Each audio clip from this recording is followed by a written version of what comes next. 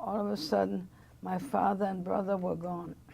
And they didn't say goodbye, see you later, or anything. They were gone. And I gather from much later that because my father worked for the public, he would have lost his job and or been arrested or something.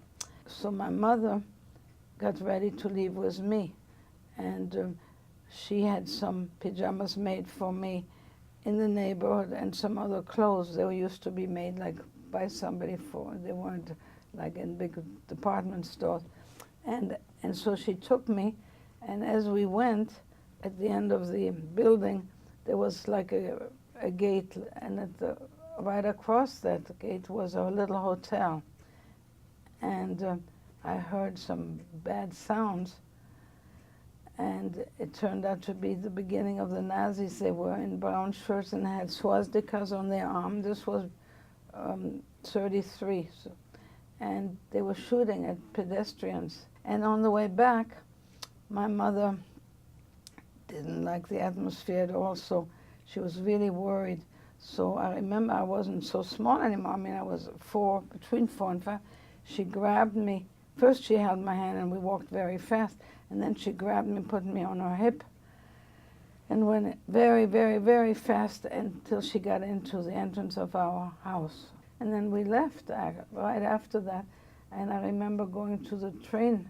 I bet it was my first train ride. And then we got to the train station, and I just do not remember much about that, except we went on a train, and we arrived in Switzerland, which I'd never been, quite late at night. And my mother was going to meet my father there, and my father went ahead with my brother to see if we could get permission to stay in Switzerland. And I think we had to sleep there and wait till the morning, and then we found my father. I don't think he came. We sort of found where he was, and he was very disappointed because nothing good had happened. There was nowhere we could stay. And then we continued very shortly after that to France. And when we were in France, my parents looked for a place to stay. So first we stayed at a hotel, and I think we were all 4 in one room.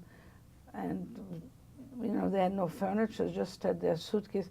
So even though they weren't refugees, I mean, they hadn't had to leave. We lived like refugees. So we stayed a certain number of days, or maybe even more than, maybe even a month in this hotel. And then we moved to quarters to Chinese section, must be like here, sort of poor section. We lived above a Chinese family, and since I had dark hair and straight dark hair and brown eyes, and I played with them, I have pictures with them, and I look just like one of them.